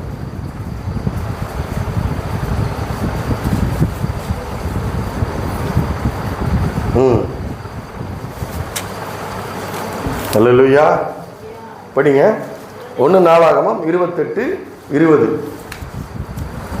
தாவீது தன் குமாரனாகிய சாலொமோனை நோக்கி, நீ பலம் கொண்டு தைரியமாய் இருந்து இதை நடப்பி, நீ பயப்படாமலும் கலங்காமலும் இரு. தேவனாகிய கர்த்தர் என்னும் தேவன் உன்னோட இருப்பார். கர்த்தருடைய ஆலயத்தை கட்டுகிறதற்கு அடுத்த சகல கிரியைகளையும் நீ முடித்து தீரும் மட்டும் அவர் உன்னை விட்டு விலகவும் மாட்டார், உன்னை கைவிடவும் மாட்டார். என்ன சொல்றான் பாருங்க. 1 நாளாகமம் 28:20 தாவீது தன் குமாரனாகிய சாலமோனை நோக்கி, நீ என்ன சொல்றான்? பலம் கொண்டு. யாருக்கு சொன்ன வார்த்தை? தேவன் யோசுவாவுக்கு சொன்ன அதே வார்த்தை. பலம் கொண்டு திடமனதாய் இருந்து இதை நடப்பி, நீ பயப்படாமலும் கலங்காமலும் இரு. போதும். இதை படிச்சு பார்த்து யோசனை பண்ணி படிச்சிருக்கிறீங்களா? எப்படி? நல்லா இப்ப நான் படிக்கிறேன், கேளுங்க. தேவனாகிய கர்த்தர் என்னும் என் தேவன் உன்னோடு கூட இருப்பார். அல்லேலூயா. எங்கேயாவது விட்டு கொடுத்துருக்கானா பார்த்தீங்களா? எப்படி எழுதியிருக்கிறான் பாருங்க. எப்படி இருதயத்தில் எப்படி விசுவாசிக்கிறான் பாருங்க. எனக்கு அது வேணும், எனக்கு இந்த ஆசீர்வாதம் வேணும், எனக்கு இந்த ஆசீர்வாதம் வேணும். ஆசை பெருசா இருக்குது. இந்த கர்த்தர் மேல ஆசை பெருசா இருக்கா? அல்லேலூயா. ஒரு இடத்துல தாவீது சொல்லுகிறான், சங்கீதம் 16 சொல்றான், கர்த்தரின் சுதந்திரம் அப்படின்னு என்ன தெரியுமா? அப்படின்னு என்ன தெரியுமா? சுதந்திரம் என்னன்னு தெரியுமா? தெரியுமா தெரியாதா? சுதந்திரம்னா சொத்துங்க. சுதந்திரம்னா என்ன? சொத்து. அவன் சொல்றான் கர்த்தரின் சொத்து. அல்லேலூயா. அடுத்து சொல்றான் கர்த்தரின் பார்ட்னர், கர்த்தரின் சுதந்திரமும் என் பாத்திரத்தின் பங்குமாயிருக்கிறீர், தேவரீர் என் சுதந்திரத்தை காப்பாற்றுகிறீர். 16 சொல்றான். ஊர்ல இருக்கிற சொத்து அது ஆசை இருக்குது. இந்த அண்ட சராசரங்களை உண்டாக்கினவர் அவர் நம்முடைய சொத்து. அல்லேலூயா. அவர் சொல்றார், என் ஜனம் நீங்க. அல்லேலூயா. என் ஜனம் வெட்கப்பட்டு போவதில்லை. அல்லேலூயா. என் ஜனத்தை நான் கைவிட மாட்டேன். என் ஜனங்கள் ஆசீர்வதிக்கப்பட்ட ஜனங்கள். அவர் சொல்றாரு, இதெல்லாம் அவர் சொல்றாரு. நாம சொல்றோமா? கர்த்தரின் சுதந்திரமும் என் பாத்திரத்தினுடைய பங்குமா இருக்கிறார். சங்கீதம் 23 சொல்றான், என் பாத்திரம் நிரம்பி வழிகிறது. அல்லேலூயா. உன் பாத்திரம் தேவனுடைய வார்த்தையினால, தேவனை குறித்த மகிமை, மாட்சிமை, மகத்துவம் அவருடைய வல்லமையினால நிரம்பி வழியுதா? நான் சொல்றேன், உன் உயர்வுக்கு அதுதான் வழி. அல்லேலூயா. உன்னுடைய மேன்மைக்கு, உன்னுடைய ஆசீர்வாதத்துக்கு, உன்னுடைய சுகத்திற்கு, உன்னுடைய சமாதானத்திற்கு, உன்னுடைய வெற்றிக்கு, உன்னுடைய வாழ்விற்கு, உன்னுடைய சந்தோஷத்திற்கு எல்லாம் வழி எது? இந்த கர்த்தர் இருந்தா போதும். அல்லேலூயா. அப்போ அவன் அனுபவப்பட்டு சொல்றான், தன்னுடைய வாழ்க்கையிலே கர்த்தர் நல்லவர் என்பதை ருசித்து பார்த்து, அனுபவித்து பார்த்து அவன் சொல்றான். என்ன சொல்றான்? தாவீது தன் குமாரனாகிய சாலமோனை நோக்கி, நீ பலம் கொண்டு தைரியமா இருந்து இதை நடப்பி, நீ பயப்படாமல் கலங்காமலும் இரு. தேவனாகிய கர்த்தர் என்னும் என் தேவன் உன்னோடு கூட இருப்பார். கர்த்தருடைய ஆலயத்தை கட்டுகிறதற்கு சகல கிரியை முடித்து தீரும் மட்டும் அவர் உன்னை விட்டு விலகவும் மாட்டார், உன்னை கைவிடவும் மாட்டார். அல்லேலூயா. ஆனா அதே தாவீது தன்னுடைய குமாரனுக்கு சொல்றான்.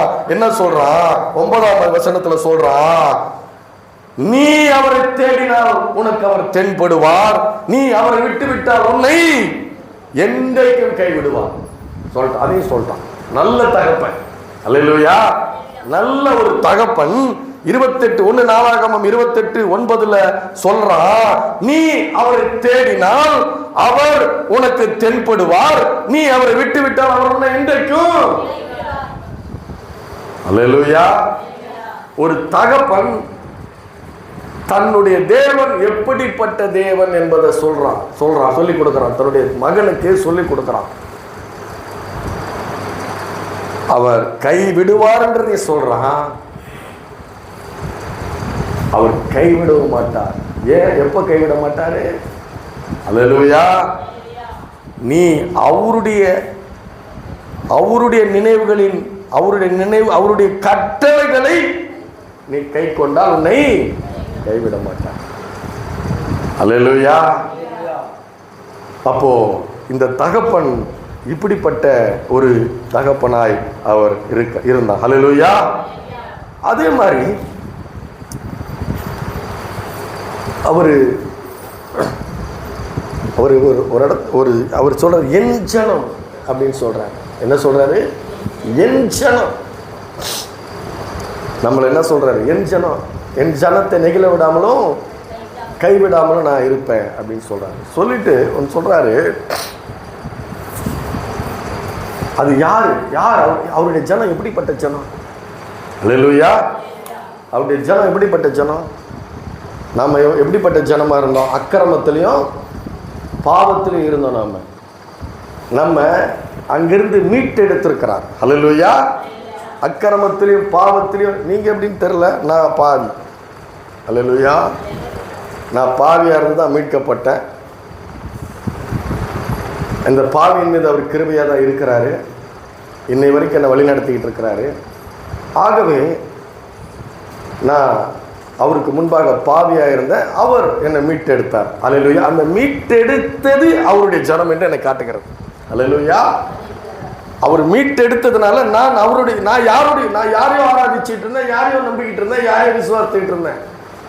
அவர் மீட்டெடுத்து தன்னை வெளிப்படுத்தி இப்ப அவருடைய ஜனமா வைத்திருக்கிறார். அவருடைய ஜனமாக நான் என்ன பண்ணணும்? அவரை ஆராதிக்கிறவனாய் நான் மாற வேண்டும். அல்லேலூயா. அவருடைய ஜனம்னா என்ன? அவருடைய ஜனம்னா என்ன? அவரை நம்ம பார்த்தீங்கன்னா நிறைய பேர் சொல்லுவாங்கல்ல, அவருக்கு இந்த ஊர்ல நிறைய தலைக்கட்டு இருக்குன்னு சொல்லுவாங்க. தெரியுமா? அப்படின்னா தெரியுமா? நிறைய சொந்தம் இருக்குன்னு சொல்லுவாங்க. அது வேற, இது உலகம் சொல்ற இது காரியம் அது. ஆனா நான் சொல்றேன், அவருடைய ஜனம்னா என்ன? அவருடைய ஜனம்னா என்ன? அவரை ஆராதிக்கிற ஜனம், அவரை துதிக்கிற ஜனம், அவர் கர்த்தர் என்று அவருக்கு முன்பாக முழங்கால் படியிடுகிற ஜனம். அல்லேலூயா. அவருக்கு முன்பாக முழங்கால் படியிடுகிற ஜனம். எலியா தீர்க்கதரிசி சொல்றாரு, இந்த இஸ்ரவேல் முழு தேசத்திலே நான் ஒருவன் மட்டும்தான் உம்மை ஆராதிக்கிறவனா இருக்கிறேன் அப்படின்றான். அல்லேலூயா. எலியா சொல்றார், அந்த வார்த்தையை சொல்றாரு. அப்ப ஆண்டவர் சொல்றாரு, பாகாலுக்கு முன்பாக முழங்கால் படியிடாத 7000 பேர் எனக்காக நான் வைத்திருக்கிறேன். அல்லேலூயா. என்ன சொல்றாரு? பாகாலுக்கு முன்பாக முழங்கால் படியிடாத. அப்ப நீ யாருக்கு முன்னாடி முழங்கால் படிக்கிட்டு இருக்கிற? அல்லேலூயா. யாருக்கு முன்னாடி முழங்கால் படிக்கிட்டு இருக்கிற? கர்த்தர் இயேசு கிறிஸ்துவுக்கு முன்பாக முழங்கால் படிக்கிட்டு இருக்கிற நீ அவருடைய ஜனம். அல்லேலூயா. யாரு? அவருடைய ஜனம். அவருக்கு முன்பாக முழங்கால் படி இருக்கிற உன்னை கைவிட மாட்டார். அல்லேலூயா. அது மாத்திரமல்ல, இந்த ஓய்வு நாளை பரிசுத்தமாய் ஆசரிக்க நினைப்பாயாக என்று சொல்லுகிறார். அல்லேலூயா. யாத்திராகமம் 20 சொல்றாரு, இந்த ஓய்வு நாளை நீ பரிசுத்தமாய் ஆசரிக்க நினைப்பாயாக. அதனாலதான் சங்கீதத்தில் சொல்லப்பட்டிருக்கு 118:24 எடுங்கம்மா. சங்கீதம் 118 என்ன இருக்கு? இது கர்த்தர் உண்டு பண்ணினார். எது இது? எந்த நாள் இது? இது கர்த்தர் உண்டு பண்ணினார். இதுல களி கூர்ந்து மகிழ கடவும். அல்லேலூயா. பாகாலுக்கு முன்பாக முழங்கால் பண்ணிடாத 7000 பேர் வச்சிருக்கின்றாரு. அப்படிப்பட்டவர்களை என் ஜனம் சொல்றாரு. அந்த ஜனம் நீங்க இங்க முழங்கால் பண்ணிட வந்திருக்கிறீங்க. அந்த முழங்கால் பண்ணிட மாத்திரம் வரல, அவர் ஆராதிக்க வந்திருக்கிறீங்க, அவரை துதிக்க வந்திருக்கிறீங்க. ஏன்? இது கர்த்தர் ஆராதிக்க ஒன்று கூடி ஆராதிக்க உண்டு பண்ணினால். அல்லேலூயா. சபையாக ஒன்று கூடி ஆராதிக்க உண்டு பண்ணினால் மீதி நாள் உங்க வீட்டில் ஆராதிக்கணும். அல்லேலூயா. ஆராதிச்சுட்டு தான் வெளியே போகணும். எத்தனை பேர் அதை செய்றீங்க? அல்லேலூயா. கர்த்தர் மேல பசி தாகம் வாஞ்சிருந்தா நீங்க ஆராதிக்காம வெளியே போகவே மாட்டீங்க. நான் ஆராதிக்காம வெளியே போக மாட்டேன். அல்லேலூயா. எப்போ போக மாட்டேன்? தினந்தோறும் ஆராதிக்காம நான் என் வீட்டை விட்டு வெளியில வர மாட்டேன். அல்லேலூயா. ஆனா இது சபையாய் ஒன்று கூடிய ஆராதிக்கிற நாள், இது கர்த்தர் உண்டு பண்ணின நாள், இதில் களி கூர்ந்து மகிழக்கூடும். அல்லேலூயா. இஸ்ரவேல் ஜனங்கள் இஸ்ரவேல் ஜனங்க ஆலயத்துக்கு போகிறதுக்கு என்ன பண்ணுவாங்களாம், வீட்டை விட்டு காலை வெளியே எடுத்து வச்சவன என்ன பண்ணுவாங்களாம், கைத்தட்டி பாடி ஆராய்ச்சிட்டு டான்ஸ் ஆடிட்டு தான் ஆலயத்துக்கே வருவாங்களாம். அல்லேலூயா. அவ்வளோ சந்தோஷம். ஆலயம், கர்த்தருடைய ஆலயம்னா எவ்வளோ சந்தோஷம், அவ்வளவு சந்தோஷம், அவ்வளோ மகிழ்ச்சி. அவருடைய பிரசன்னத்துக்கு போகிறோம், அவர் ஆராதிக்க போகிறோம், அவரை துதிக்க போகிறோம், அவருக்கு பலி செலுத்த போகிறோம்னு சொல்லிட்டு எப்படி வராங்க, கைகளை தட்டி பாடி நடனம் ஆடிட்டு ஆலயத்துக்கு வர்றாங்க. அல்லேலூயா. ஏண்டா ஞாயிற்றுக்கிழமை வருது, கொஞ்ச நேரம் படுத்து தூங்கலான்னு பார்த்தா சர்ச்சைக்கு போகணுமே. அல்லேலூயா. அப்படி யாராவது வந்திருக்கிறீங்களா? இது கர்த்தர் உண்டு பண்ணினார். அல்லேலூயா. கர்த்தரை பற்றி பேசுறதுக்கு எனக்கு ஒரு வாஞ்ச. நான் பூரி வாக்கத்தில் போனால் 6 பேர் வருவாங்க. சந்தோஷமாக தான் பிரசங்கம் பண்ணேன். இங்கே எப்படி பண்ணுறோன்னா அப்படி தான் பண்ணுவேன். அல்லேலூயா. எனக்கு 6 பேர் முக்கியம் இல்லை, 60 பேர் முக்கியம் இல்லை, கர்த்தரை பற்றி நான் பேசணும். அல்லேலூயா. ஏன்னா யாரை பற்றி பேசணும், நான் கர்த்தரை பற்றி இந்த 1 மணி நேரம் நான் பேசினா என்னுடைய ஆத்மா சந்தோஷப்படும். அல்லேலூயா. பேசலைன்னா தொங்கி போயிடுவேன் நான். அல்லேலூயா. தொங்கி போயிடுவேன் நான். அதை நான் சொன்னேன், நீங்க திடீர்னு இங்கே அனுப்புறீங்களே, இல்லை காரணத்தோடு தான் நான் அனுப்புகிறேன், நீங்கள் போங்க, நான் தயங்கி தான் வந்தேன். அல்லேலூயா. சரி, அடுத்து யாருடைய ஜனம்? அவரை முழங்கால் பண்ணிட்டு இந்த ஓய்வு நாளை பரிசுத்தமாய் ஆசரிக்கிற நீங்கள் அவருடைய. அல்லேலூயா. அடுத்து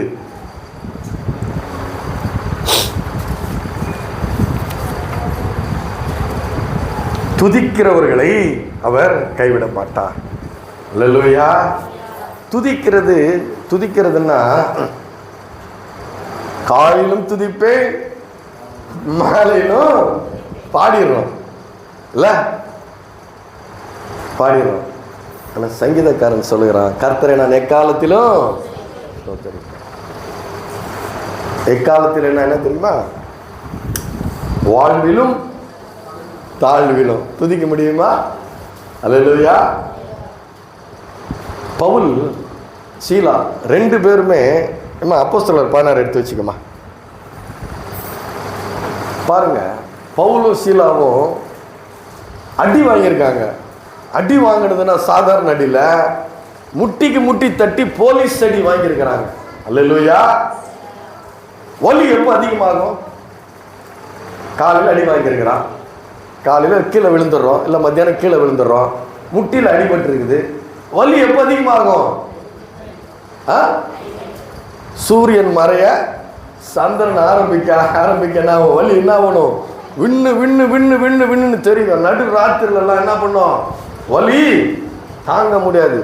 பவுலின் சீலாவை அடிச்சு ஜெயிலில் போட்டிருக்கிறாங்க.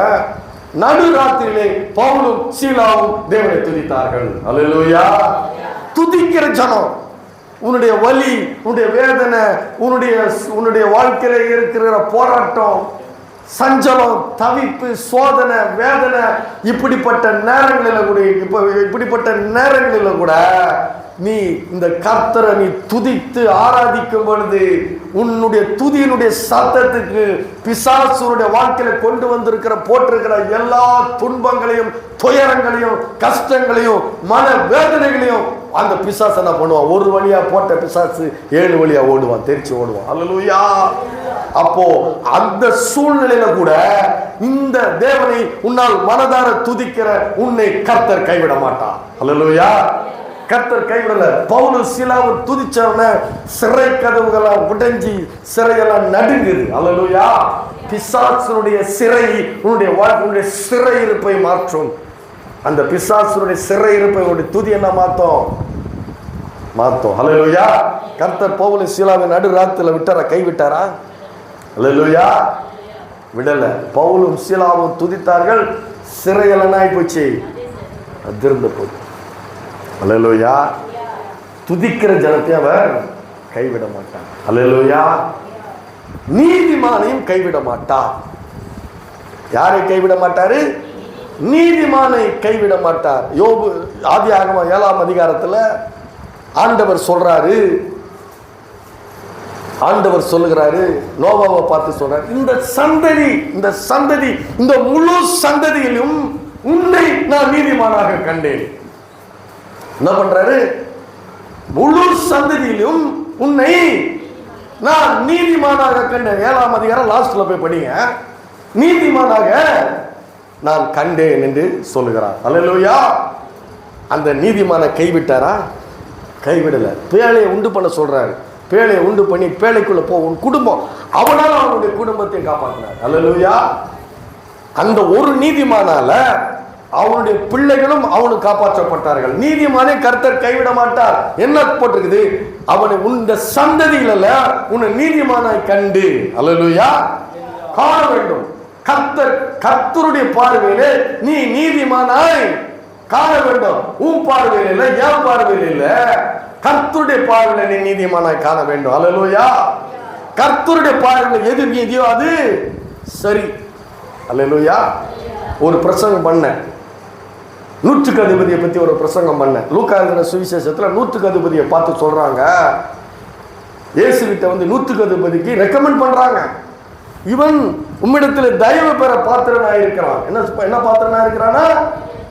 ஆலயம் கட்டி கொடுத்துட்டான், ஆலயத்துக்கு செலவு பண்ணிட்டான், அதை பண்ணிட்டான், இதை பண்ணிட்டான், நம்ம ஜனங்களை நேசிக்கிறான், ஆகவே இவன் உம்மிடத்தில் தயவு பெறுவதற்கு பாத்திரனா இருக்கிறான் அப்படின்னு சொல்லி ரெக்கமெண்ட் பண்றாங்க. இவன் நல்லவன், இவன் நீதிமான் என்று கர்த்தர்கிட்ட வந்து நீதிமான் என்று அவனை சொல்றாங்க, நூற்றுக்கு அதிபதியை பார்த்து. ஆனா அவன் சொல்றான், நான் பாத்திரன் அல்ல. அல்லேலூயா. நான் பாத்திரன் அல்ல. அவன் தான் பாத்திரன். எவன் ஒருவன் நான் தகுதியற்றவன் நினைக்கிறானோ, தேவனுக்கு முன்பாக நான் தகுதியற்றவன் நினைக்கிறானோ, அப்ப அவன் என்ன சொல்றான்? நான் பாவி, என் மீது கிருபையாயிரும். தேவனுடைய பார்வையில நீதிமானா இருக்க வேண்டும். அல்லேலூயா. அவனை தேவன் கைவிடுவதில்லை. பாருங்க, இன்னொன்னு, தேவன் அவனை நீதிமானாய் கண்டு, போத்திபார் சொல்றான் பாருங்க, தேவன் அவனோடு இருக்கிறதையும் அவன் செய்கிறதெல்லாம் வாய்க்கிறதையும் அவன் கண்டு, தேவன் அவனோடு கூட இருக்கிறார் என்பதை கண்டு. அல்லேலூயா. அப்படிப்பட்ட வாழ்க்கை இருக்க உங்க வாழ்க்கையில, தேவன் உங்களோடு கூட இருக்கிறார் என்ற வாழ்க்கை உங்ககிட்ட இருக்குதா? அப்படிப்பட்ட வாழ்க்கை வாழ்றதுக்கு தான் நீங்க தெரிந்து கொள்ளப்பட்டிருக்கிறீர்கள். அல்லேலூயா. ஐயோயோ அந்த பொம்பளையா, வேணாம்பா, அது பஜாரி, அப்படி இல்லை, தெரியாது வந்துச்சு அப்படின்னு சொல்லி போ பயந்து ஓடுதா பக்கத்து வீட்டில்? இல்லை இல்லை, அந்த அம்மா கூப்பிடு, நல்லா நல்ல உள்ள இருந்து வந்து எல்லாத்தையும் செஞ்சு கொடுப்பாங்க, நல்ல மனசோட இருந்து என்ன சொல்லி அப்படி உங்களை கூப்பிடுறாங்களா? அப்படி கூப்பிட்றாலும் இருக்கீங்களா? ஆணா இருந்தாலும் சரி, பெண்ணா இருந்தாலும் சரி, இல்லை பயந்து தெரிச்சு ஓடுறாங்களா? அல்லேலூயா. பிரசங்கத்தில் அப்போ உங்களை காண வேண்டும். ஏன்னா 2 நாளைக்கு முன்னாடி பேங்க்குக்கு போனேன், ஒரு பொம்பளை பொட்டு வச்சிருக்கு, மஞ்சா பூசி இருக்குது, வாயை திறந்த உடனே இன்னொரு பொம்பளை இன்னொரு ஆம்பளை என்ன பண்ணிட்டாங்க, வாயை மூடிட்டாங்க. அவ்வளோ பயம். அப்படிப்பட்ட வாய் தான் அது. எது பால ஆரம்பிக்கும். அல்லேலூயா. உங்களை தேடுறாங்களா?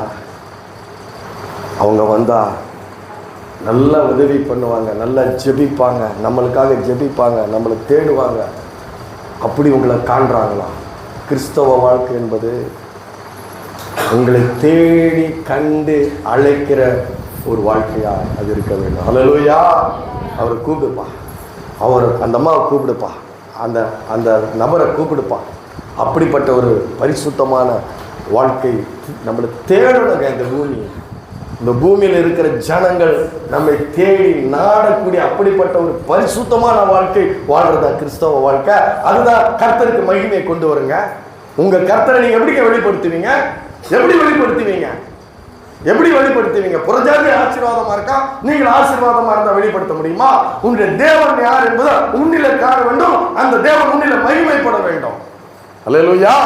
அப்படிப்பட்ட வார்த்தை இருக்குதா? அப்படிப்பட்ட வாழ்க்கை இருக்குதா? அப்படிப்பட்ட செயல் இருக்கு அவங்க கிட்ட?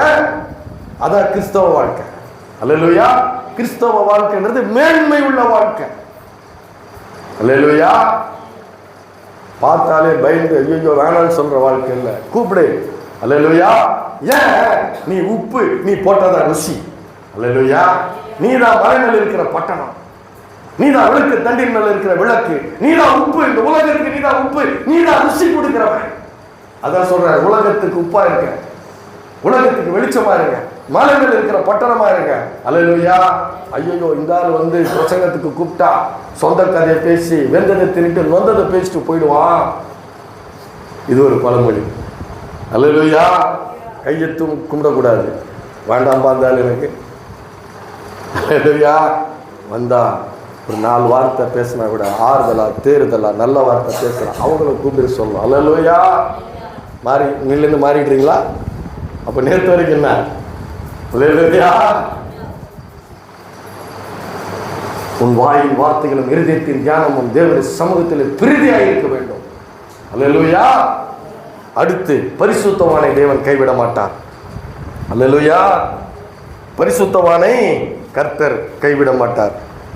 சங்கீதங்களின் புஸ்தகம் 37ஆம் அதிகாரம் 28வது வசனம்.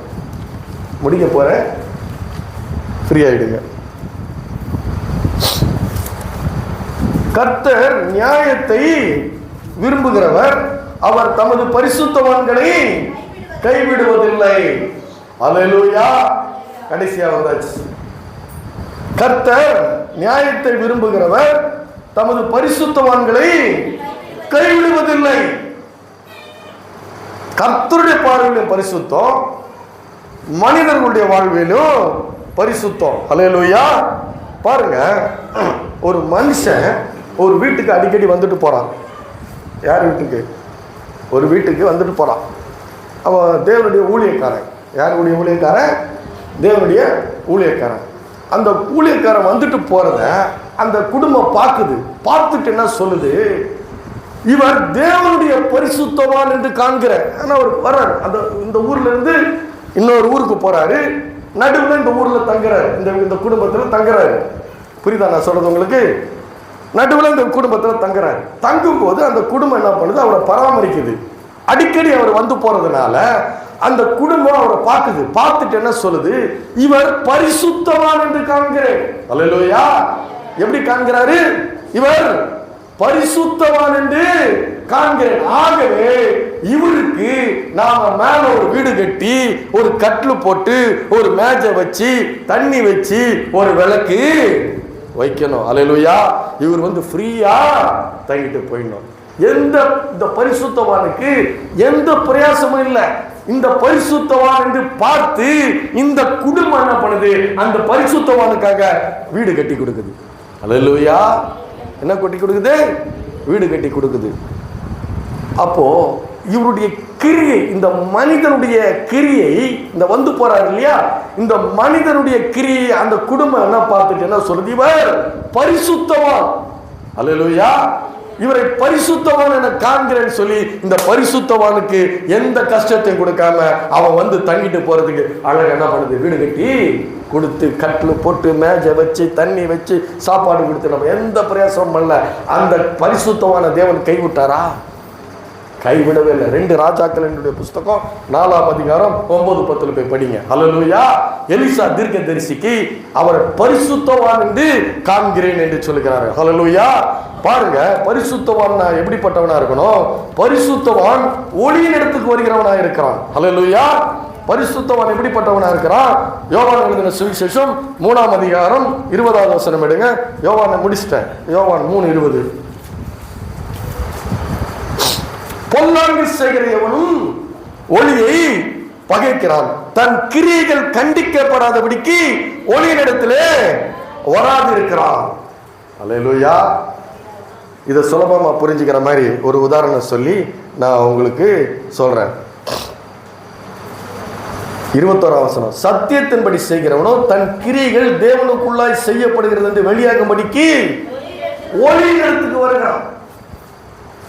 அப்படின்னா இந்த மனுஷன் எல்லோருடைய பார்வையிலும் அவனுடைய கிரியைகள் வெளியரங்கமாக இருக்கிறது இல்லையா?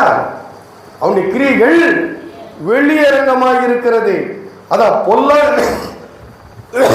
பொல்லாங்கு செய்கிற எவனும் ஒளியை பகைக்கிறான், தன் கிரியைகள் கண்டிக்கப்படாதபடிக்கு ஆனா சத்தியத்தின்படி செய்கிறவனோ தன் கிரியைகள் தேவனுக்குள்ளாக செய்யப்படுகிறது என்று கண்டு ஒளியின் இடத்துக்கு வரான், வெளிச்சத்துல வந்து செய்யறான். அல்லேலூயா. வீட்டுல எத்தனை பேருக்கு சமயக்கட்டு தனியா இருக்குது? அல்லேலூயா. லைட்டை போட்டதை கரப்பாம்பூச்சில என்ன பண்ணிட ராத்திரில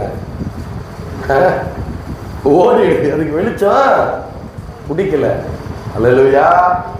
அப்போ இருளை விரும்புகிற மனிதன், பாவ காரியங்களை செய்கிற மனிதன், தேவனுக்கு விருப்பம் இல்லாத தேவனுக்கு பிரியமில்லாத காரியங்களை செய்கிற மனிதன் என்ன பண்றான்?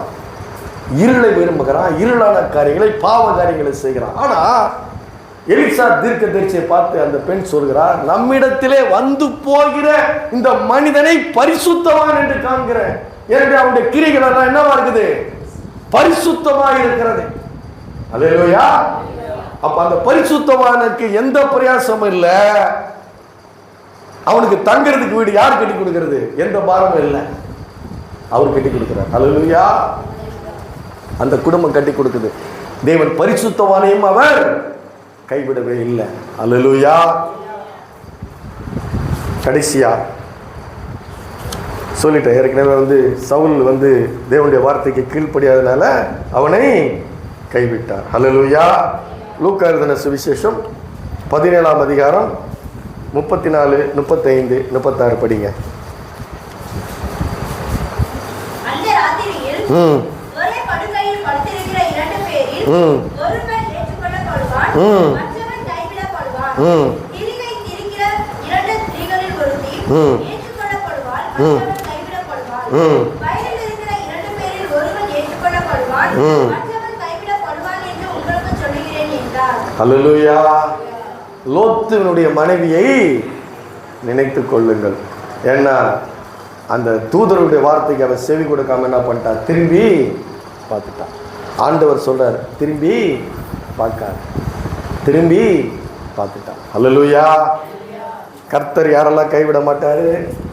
கிருபையை காத்து கொள்ளுகிறவர்களை, தேவ வசனத்தை நேசிக்கிறவர்களை, தேவன் மீது வாஞ்சையா இருக்கிறவர்களை, அவருடைய ஜனத்தை ஓய்வு நாளை பரிசுத்தமாய் ஆசிரிக்கிறவர்களை, துதிக்கிறவர்களை, நீதிமானை, பரிசுத்தவானை, இந்த இயேசுவை உண்மையாய் தெரிந்து கொண்டு ஏசியா என்பதை உண்மையாய் நீங்க தெரிந்து கொள்ள ஆரம்பிச்சீங்கன்னா அவரை விட மாட்டீங்க. அல்லேலூயா. எனக்கு அப்படிப்பட்ட பிரசங்கங்கள் கொடுக்கப்பட்டது. அதனால் அந்த இயேசுவை நான் விசுவாசிக்கிற அளவுக்கு பிரசங்கம் நடந்துச்சு. அல்லேலூயா. அப்போது இயேசுவை நான் பண்ணிட்டேன், பிடிச்சிக்கிட்டேன். அல்லேலூயா. அவர் என்ன பிடிச்சாரு? அவரை பற்றி தெரிஞ்ச உடனே நான் என்ன பண்ணிட்டேன்? அவரை பிடித்து கொண்டேன்.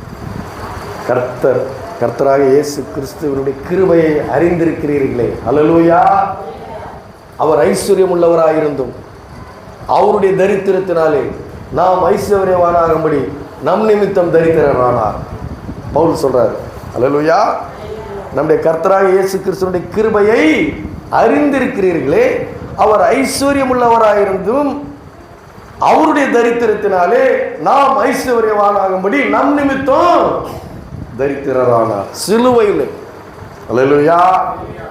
வானத்தி பூமியை உண்டாக்கின கர்த்தாதி கர்த்தர், ராஜாதி ராஜன், தேவாதி தேவன், ஒருவரும் சேரக்கூடாத ஒளியில் வாசம் பண்ணுகிற அந்த இயேசுவானவர் நமக்காக நம்மில் ஒருவரை போலாகி நம்முடைய பாவங்களை சாபங்களை சுமந்தார். அல்லேலூயா. சுமந்து நம்மை மீட்கும்படி வந்து சிலுவையில் அவர் கைவிடப்பட்டார். அல்லேலூயா. நாம கைவிடப்படக்கூடாது என்பதற்காக சிலுவையில் கைவிடப்பட்டார். அதான் சொல்றாரு, என் தேவனே என் தேவனே ஏன் என்னை கைவிட்டு. கைவிடப்பட்டார். நாம கைவிடப்படாமல் இருக்கும்போது அதான் தேவனுடைய அன்பு, அதான் இயேசுனுடைய அன்பு. எல்லாத்தையும் தன் மீது போட்டுக்கொண்டார். அல்லேலூயா. அவருடைய ஆசீர்வாதத்தெல்லாம் நமக்கு கொடுத்திருக்கிறார். அதான் அவர் ஐஸ்வர்யம் உள்ளவராயிருந்தும் நம்மை ஐஸ்வர்யமாக்குறதுக்கு அவர் தரித்திரர் ஆனார். அல்லேலூயா. இயேசு செய்தது மாபெரும் காரியம். அல்லேலூயா. அதுதான் தேவ அன்பு, அதுதான் அகாபே என்கிற அன்பு. அந்த அன்பை நீங்க இந்த உலகத்துல யாருக்குமே பார்க்க முடியாது. தெய்வீக அன்பு, அதுதான் தெய்வீக அன்பு. அதனாலதான் அவருக்கு இவ்வளவு ஆராதனை. அல்லேலூயா. அவருக்கு இவ்வளவு ஆலயம், அவருக்கு இவ்வளவு ஜனங்கள், அவரை துதிக்கிற ஜனங்கள், வாஞ்சிக்கிற ஜனங்கள், அவருக்கென்று பரிசுத்தமாய் வாழ்கிற ஜனங்கள், அவருக்கென்று நீதியாய் வாழ்கிற ஜனங்கள் நாம கைவிட மாட்டார். அல்லேலூயா.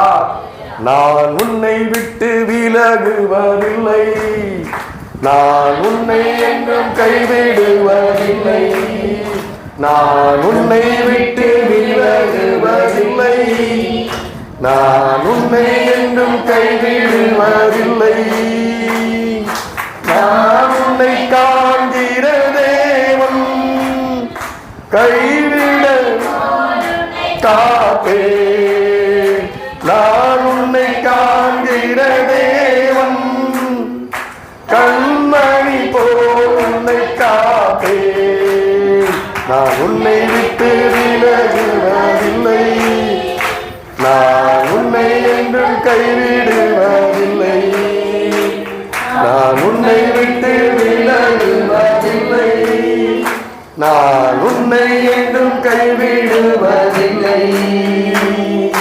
பயப்படாதே நீ மகனே, நான் காத்திடுவேன் உன்னை தினமே, பயப்படாதே நீ மகனே, நான் காத்திடுவேன் உன்னை தினமே, அற்புதங்கள் நாம் செய்திடுவேன், அற்புதங்கள் நாம் செய்திடுவேன், உன்னை அதிசயமாய் நான் நடத்திடுவேன், உன்னை அதிசயமாய் நான் நடத்திடுவேன், நான் உன்னை விட்டு விலகுவதில்லை, நான் உன்னை என்றும் கைவிடுவதில்லை, நான் உன்னை விட்டு விலகுவதில்லை, நான் உன்னை என்றும் கைவிடுவதில்லை.